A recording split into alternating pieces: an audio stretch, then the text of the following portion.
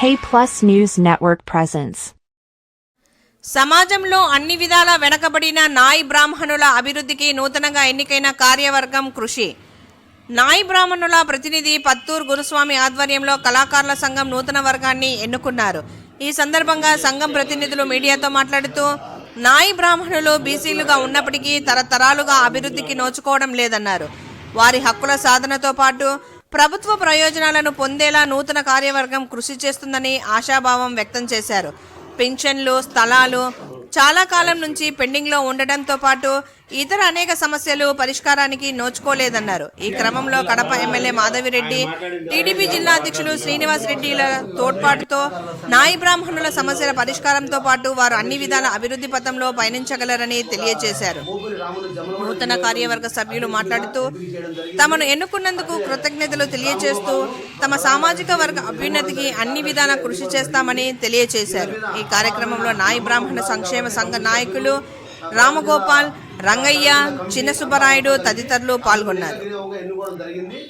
ఇదే ఎందుకు ఇతనిపై నమ్మకం పెట్టుకున్నాం కాబట్టి ఇతను కూడా దాన్ని ఎందుకు నాకు ఇచ్చారు, దాని పరిస్థితి లేనిది కళాకారులకు ఒక పింఛన్ విషయం అయితే ఏమున్నది, ఒక కళాకారులకు ఒక స్థలము కేటాయించమని జిల్లా వ్యాప్తంగా ఎన్నో ఏళ్ల నుండి పోరాటం చేయడం జరిగింది.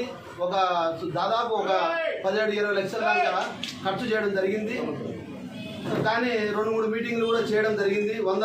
వేల మంది జనాలు వచ్చినారు. చాలా మంది రాజకీయ నాయకులు దీనికి ఆమోదం తెలిపి కూడా వాళ్ళు డుమ్మా కొట్టడం జరిగింది.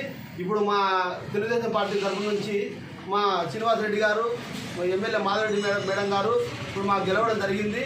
ఎందుకంటే వాళ్ళు మాకు అపారమైన వాళ్ళపైన నాకు పూర్తి విశ్వాసం ఉండాలి. వాళ్ళు చేస్తామని హామీ ఇచ్చారు. ఖచ్చితంగా వాళ్ళు చేస్తారు కూడా. ఎందుకంటే ఇప్పటికే దాదాపు ఒక పాలకొండలో సభ్యత్వము ధర్మకర్తగా ఎల్లయ్య అనే వ్యక్తికి కూడా తెలుగుదేశం పార్టీ ఇవ్వడం జరిగింది. అదేవిధంగా శివాలయంలో కూడా ఒక మెంబర్షిప్ ఇస్తామని చెప్పారు. దానికి కూడా కమిటీ ఏర్పాటు చేస్తామని చెప్పారు. అదే కాకుండా మా వీధిలో రోషే అనే ఆయనకు 1,24,000 సీఎం రిలీఫ్ ఫండ్ చేశారు. వాళ్ళపైన నాకు పూర్తి విశ్వాసం ఉండాలి. వాళ్ళ వెంటనే మేము ఇట్లే నడుచుకుంటూ వాళ్ళు ఎట్లా చెప్తే అలా ముందుకు వెళ్తూ మేము చేసుకుంటూ పోతాము. ఎందుకంటే ఫస్ట్ మనం తెలుగుదేశం పార్టీలో చేరకముందు ఒకరోజు పోవడం జరిగింది.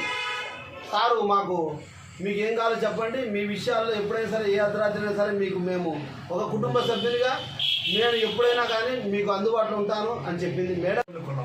అది బీసీ వర్గాలలో చాలా వెనుకబడి ఉంది. సమాజంలో ఉన్న అన్ని కులాల వారికి అన్ని విధాల వృత్తిపరంగా వాయిద్యపరంగా సహకరించుకునే కులం కాబట్టి అది అందరికీ తెలిసిన విషయమే. అదే అభివృద్ధికి శూన్యమైంది. ఇప్పుడు మేము దాన్ని అభివృద్ధికి తీసుకోవాలనే సంకల్పంతో దాన్ని గ్రామ స్థాయి, మండల స్థాయి, పట్టణ స్థాయిలో తీసుకెళ్ళాలి. అలా తీసుకుపోయేదానికి ఒక కార్యవర్గాన్ని ఏర్పాటు చేసుకుంటూ పోవాల్సిన అవసరం ఎంతైనా ఉందని ఇప్పుడు జమ్మలమడుగు యూనిట్లో మన కొల్వలి రామగోపాల్ గారిని ఆయన అధ్యక్షుడిని ప్రధాన కార్యదర్శిగా ఎన్నుకోవడం జరిగింది. వాళ్ళు ఇరువురు కూడా ఆ జమ్మలమడుగు యూనిట్ అంతా తిరిగి అందరినీ మెంబర్షిప్ చేసి దాన్ని ముందుకు తీసుకోవాల్సిన ఆవశ్యకత మీ మీద అదిగా ఉంది. అది మీరు చేస్తారని ఆశిస్తున్నాం. రంగయ్య గారికి, సుబ్బరాయుడు గారికి అందరికీ ధన్యవాదాలు తెలియజేసుకుంటూ ఈ కార్యక్రమం నా మీద నమ్మకంలో నన్ను అప్పగించిన మనకి నేను శాయశక్తులు కృషి చేస్తానని మన సంఘాన్ని ముందుకు నడిపిస్తానని నేను కోరుకుంటున్నాను.